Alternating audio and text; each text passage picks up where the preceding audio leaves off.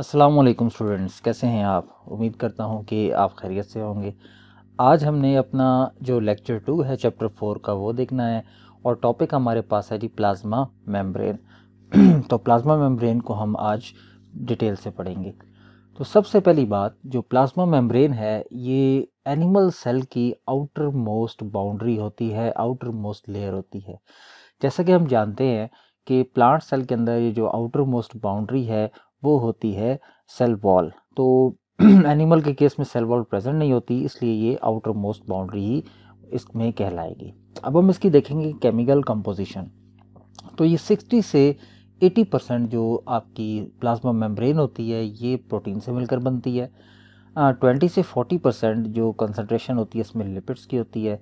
Small quantity के अंदर इसके अंदर कार्बोहाइड्रेट्स होते हैं और कोलेस्ट्रॉल की भी थोड़ी सी अमाउंट इसके अंदर मौजूद होती है।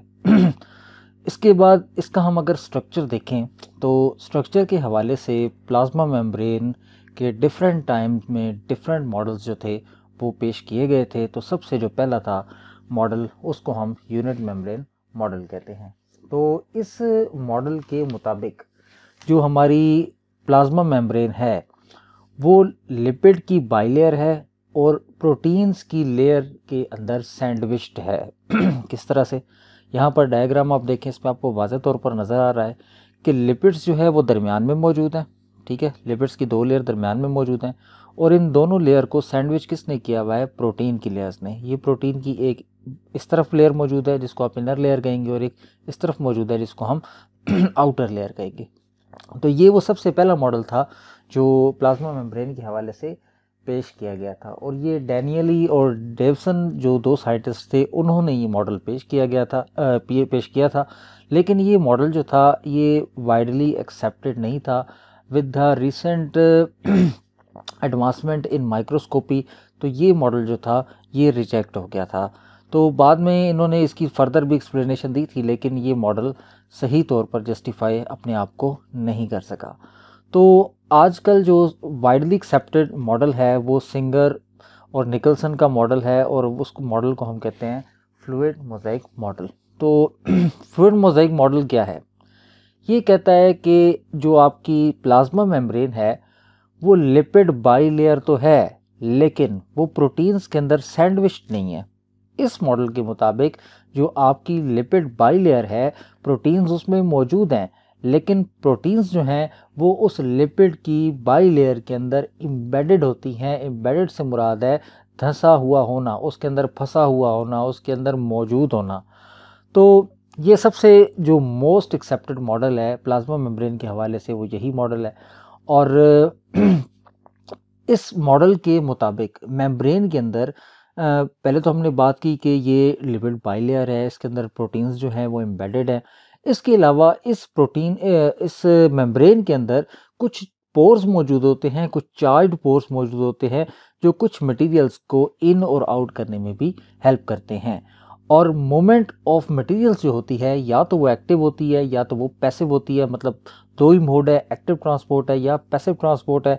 पैसिव ट्रांसपोर्ट आप जानते हैं जिसमें जो मटेरियल्स होते हैं वो टुवर्ड्स द कंसंट्रेशन ग्रेडियंट वो मूव करते हैं, मसलन अपनी ज़्यादा कंसंट्रेशन से कम की तरफ खुद ब खुद मूव करते हैं, जो कि नेचर का कानून है।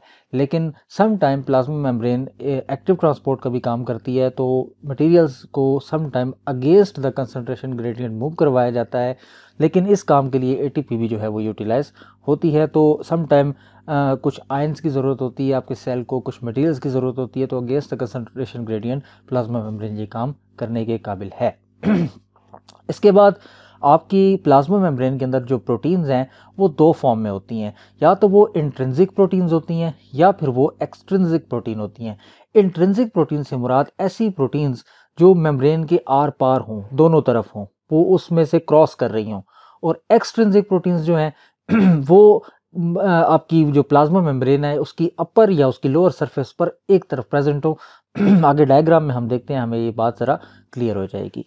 तो यहाँ पर अगर आप डायग्राम देखें तो यहाँ पर ये जो येलो कलर में आपको हेड्स नज़र आ रहे हैं ये आपकी मौजूद हैं फैटी एसिड्स। ठीक है, तो ये लिपिड बाइलेयर यहाँ पर आपको येलो कलर में नज़र आ रही है। तो हम बारी बारी जो है स्ट्रक्चर सबको डिस्कस करते हैं। यहाँ पर सबसे पहले हम आ जाते हैं ग्लोबुलर प्रोटीन्स।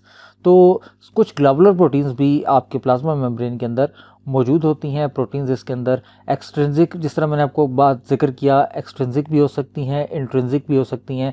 तो ये जो ग्लोबुलर प्रोटीन है ये एक एक्सट्रिंसिक प्रोटीन की एक मिसाल है। ये सिर्फ और सिर्फ अपर सरफेस पर मौजूद है।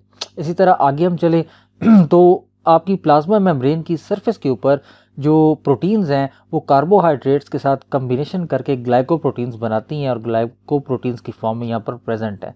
ये इस तरफ देखें तो आप यहाँ पर ग्लाइकोलिपिड भी मौजूद है। तो यहाँ पर सेम केस है, कार्बोहाइड्रेट्स लिपिड्स के साथ मिलकर यहाँ पर ये ग्लाइकोलिपिड बना रहा है। तो ये ग्लाइकोप्रोटीन और ग्लाइकोलिपिड कर क्या रहे हैं यहाँ पर ये सेल रिकॉग्निशन और सेल टू सेल जो ट्रांसमिशन होती है मैसेजेस की, उसमें ये रोल प्ले करते हैं। यहाँ पर हमने जिक्र किया था कि कोलेस्ट्रॉल के मॉलिक्यूल्स भी कुछ ना कुछ आपकी प्लाज्मा मेम्ब्रेन के अंदर एक माइनर सी क्वांटिटी में मौजूद होते हैं।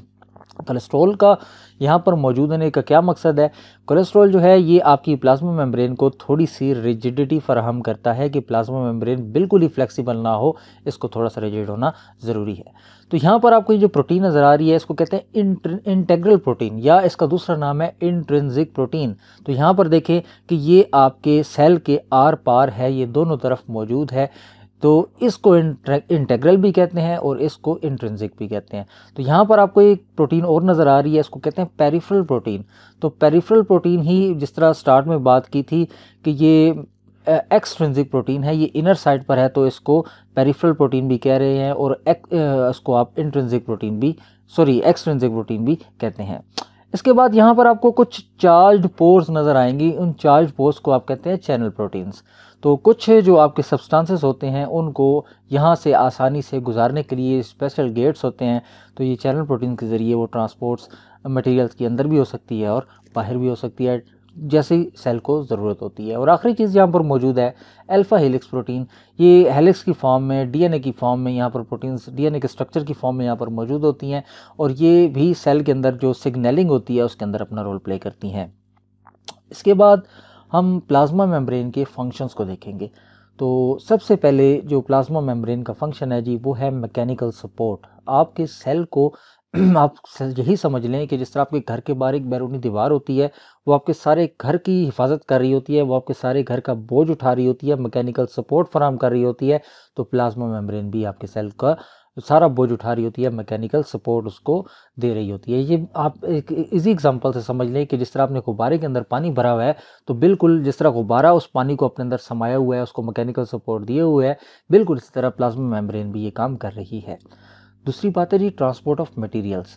तो सेल मेम्ब्रेन या प्लाज्मा मेम्ब्रेन का सबसे बड़ा काम ही यही है कि वो ट्रांसपोर्ट ऑफ मटेरियल्स करती है। बहुत ज़्यादा वैरायटी है ट्रांसपोर्ट होने वाले मटेरियल्स की और बहुत ज़्यादा वैरायटी है उनको ट्रांसपोर्ट करने के तरीक़ों की। तो सबसे पहले हम बात करते हैं लिपिड सॉल्युबल मॉलिक्यूल्स की। तो सेल के अंदर बहुत सारे ऐसे मॉलिक्यूल्स होते हैं जो कि लिपिड सॉल्युबल होते हैं। अब इन मॉलिक्यूल्स के लिए सेल के अंदर मूवमेंट करना कोई मुश्किल नहीं होता, क्योंकि सेल मेम्ब्रेन का ज़्यादातर पोर्शन जो होता है वो लिपिड्स पर मुश्तमिल होता है। तो ये आसानी से आर पार जा सकते हैं, जब भी सेल को ज़रूरत होती है आसानी से ये सेल के जो अंदर या बाहर ये मूवमेंट कर सकते हैं प्लाज्मा मेम्ब्रेन के ज़रिए। दूसरी बात होती है स्मॉल मॉलिक्यूल। स्मॉल मॉलिक्यूल में आ जाते हैं आपके पानी के मॉलिक्यूल, वाटर मॉलिक्यूल है, कार्बन डाइऑक्साइड मॉलिक्यूल है। इनकी भी ट्रांसपोर्टेशन में कोई बड़ी जो हिंड्रेंस है वो नहीं होती, कोई बड़ी रुकावट नहीं होती, ये आसानी से आर पार जो है वो सेल के जा सकते हैं। इसके बाद है पैसिव एंड एक्टिव ट्रांसपोर्ट। इसका पहले भी जिक्र किया कि समटाइम सेल एक्टिवली ट्रांसपोर्ट करते हैं मटेरियल्स को, समटाइम पैसिव। पैसिव क्या होता है? टुवर्ड्स द कंसंट्रेशन ग्रेडियंट, यानी कि सेल के अंदर जो मटेरियल है वो अपने ज़्यादा से कम की तरफ जा रहा है। तो ये तो नेचुरल है, इजीली हो जाता है, कोई इसके लिए आपको सेल को एनर्जी की ज़रूरत नहीं होती। लेकिन एक्टिव ट्रांसपोर्ट के लिए सेल को एनर्जी की ज़रूरत होती है, क्योंकि आपने चीज़ को against the concentration gradient move करवाना है। इसकी एक आसान सी मिसाल है कि अगर आप छत पर खड़े हैं और छत से आप एक पत्थर नीचे फेंक देते हैं तो वो ज़मीन पर खुद ही जाएगा ग्रेविटी की वजह से, कि नेचर का रूल है, इसमें कोई आपको फोर्स या कोई एनर्जी लगाने की ज़रूरत नहीं पड़ रही। लेकिन अगर आप नीचे फ्लोर पे खड़े हैं और आपने छत पे वो पत्थर फेंकना है तो फिर आपको ज़ोर लगाना पड़ेगा, तो फिर आपको एनर्जी करनी पड़ेगी इस्तेमाल, क्योंकि जब आप नेचर के अगेंस्ट कोई काम करते हैं तो आप एक नेचर के अगेंस्ट जब भी आप चलते हैं तो आपको थोड़ा सा उसके अंदर एटीपी या आपको एनर्जी उसके अंदर यूटिलाइज करनी पड़ती है। इसके बाद है नॉन फैसिलिटेटेड ट्रांसपोर्ट। मसलन ऑयल ड्रॉपलेट्स हैं, फैटी एसिड्स हैं, फॉस्फोलिपिड्स हैं, ये आसानी से मूव कर जाते हैं। मैंने पहले भी आपको बताया इसकी वजह क्या है कि ये सारे के सारे जो मॉलिक्यूल है ये लिपिड सॉल्युबल मॉलिक्यूल है और आसानी से मूव कर जाएंगे। इनको फैसिलिटेट करने की ज़रूरत नहीं होती, तो ये आसानी से सेल के अंदर और बाहर जा सकते हैं। तो बाज़ कुछ सब्सटेंसेस हैं आपके उनको करवानी पड़ती है फैसिलिटेटेड ट्रांसपोर्ट। फैसिलिटेटेड से मुराद उनको चैनल्स के ज़रिए, उन पोर्स के ज़रिए अंदर ले जाया जाता है और बाहर भी लाया जाता है। Some time oxygen, carbon dioxide के साथ भी ये किया जाता है और आयंस एंड रेडिकल्स के साथ भी किया जाता है। आयंस और रेडिकल्स के साथ ये क्यों किया जाता है? क्योंकि आयंस होते हैं या रेडिकल्स हैं, ये चार्ज्ड पार्टिकल्स होते हैं। तो चार्ज पार्टिकल्स के लिए अंदर जाना और बाहर आना थोड़ा मुश्किल होता है। ये सब किसी भी जगह से नहीं दाखिल हो सकते। स्पेशल इनके लिए चैनल्स होते हैं जिससे फैसिलिटेटेड ट्रांसपोर्ट के ज़रिए इनको अंदर या बाहर लाया जा सकता है। इसके बाद है एक्सोसाइटोसिस। एक्सोसाइटोसिस से मुराद है कि आप सेल के अंदर से कोई मटेरियल जो है वो सेल से बाहर फेंक रहे हैं, वो सेल से बाहर खारिज किया जा रहा है। अब वो मटेरियल कुछ भी हो सकता है, वो आपके सेल का वेस्ट भी हो सकता है या फिर ये भी हो सकता है कि सेल के अंदर कोई मटेरियल सरप्लस मौजूद है तो वो भी बाहर सेल से निकाला जा सकता है। तो यहाँ पर आप डायग्राम में देखें, यहाँ पर सबसे पहले आपको एक्सोसाइटोसिस नज़र आ रहा है। यहाँ पर ये कोई वेस्ट पार्टिकल है, ये जनाब किस तरह बनता है कि आपका वेस्ट मौजूद है, इसके गिर्द प्लाज्मा मेम्ब्रेन आती है और ये यहाँ पर इन्वेजिनेशन बन के एक्स्ट्रा सेलुलर फ्लूइड जो है उसमें बाहर चला जाता है। तो इसको हम कहेंगे एक्सोसाइटोसिस। इसी तरह इसके अगेंस्ट एक चीज़ होती है एंडोसाइटोसिस। सम टाइम क्या होता है कि आपके सेल को कुछ मटेरियल्स की ज़रूरत होती है तो सेल इंगल्फ करता है उस मटेरियल को। किस तरह से? एंडोसाइटोसिस में क्या होता है, वो आपका मटेरियल आके सेल मेम्ब्रेन के साथ बाउंड करता है। सेल मेम्ब्रेन उसके गिर्द एक वेजिकल बना देती है, उसके गिर्द एक कवरिंग बना देती है और उसको सेल के अंदर लेकर आ जाती है और यहाँ पर दोबारा प्लाज्मा मेम्ब्रेन दोबारा डेवलप हो जाती है। तो ये चीज़ अंदर आ रही है तो उसको हम एंडोसाइटोसिस कहेंगे और जब मटेरियल सेल से बाहर जाएगा तो उसको हम एक्सोसाइटोसिस कहेंगे। इसके बाद होता है फेगोसाइटोसिस। यही बात सेम है, ये एक्सोसाइटोसिस या एंडोसाइटोसिस जैसा ही फिनोमिना है, लेकिन अगर आने या जाने वाला मटेरियल आपका सॉलिड फॉर्म में हो तो इस प्रोसेस को आप फेगोसाइटोसिस कहेंगे। मतलब अगर चीज़ बाहर जा रही है तो उसको आप कहेंगे एक्सोफेगोसाइटोसिस और अगर चीज़ अंदर आ रही है, सॉलिड मटेरियल अंदर आ रहा है तो उसको कहेंगे एंडोफेगोसाइटोसिस। इसके बाद पिनोसाइटोसिस। अगर यही अंदर जाने वाला या बाहर आने वाला मटेरियल आपके पास ड्रॉपलेट की फॉर्म में है, लिक्विड की फॉर्म में है तो उसको पिनोसाइटोसिस कहेंगे। यहाँ पर फिर वही बात आ जाएगी, अगर तो चीज़ बाहर जा रही है लिक्विड तो उसको कहेंगे एक्सोपिनोसाइटोसिस और अगर अंदर आ रही है तो उसको कहेंगे एंडोपिनोसाइटोसिस। इसके बाद है लास्ट जो फंक्शन हम कहेंगे प्लाज्मा मेम्ब्रेन के हवाले से, तो हम कहेंगे कि ये होम्योस्टेसिस भी कर रही है। होम्योस्टेसिस किस तरह से कर रही है? आपकी सेल मेम्ब्रेन कैसे होम्योस्टेसिस कर सकती है? देखिए जी, होम्योस्टेसिस क्या होता है? इंटरनल इन्वायरमेंट को कॉन्स्टेंटली मेंटेन करना। तो यहाँ पर प्लाज्मा मेम्ब्रेन भी ये काम कर रही होती है। किस तरह से? कि वो वाटर का बैलेंस रखती है, वो बायोमॉलिक्यूल्स का बैलेंस रखती है, वो आपकी आयंस का बैलेंस रखती है और इन तमाम चीज़ों को, ऑक्सीजन का, कार्बन डाइऑक्साइड का, सबको एक बैलेंस के अंदर रखती है कि जो चीज़ एक्स्ट्रा है उसको बाहर भेज देती है और जो चीज़ कम है उसको अंदर लेकर आती है।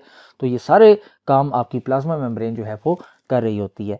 तो आज हम ये प्लाज्मा मेम्ब्रेन तक ही रखेंगे। इंशाल्लाह नेक्स्ट लेक्चर में हम आगे जो नेक्स्ट टॉपिक है हमारा उसको देखेंगे। अल्लाह हाफिज़।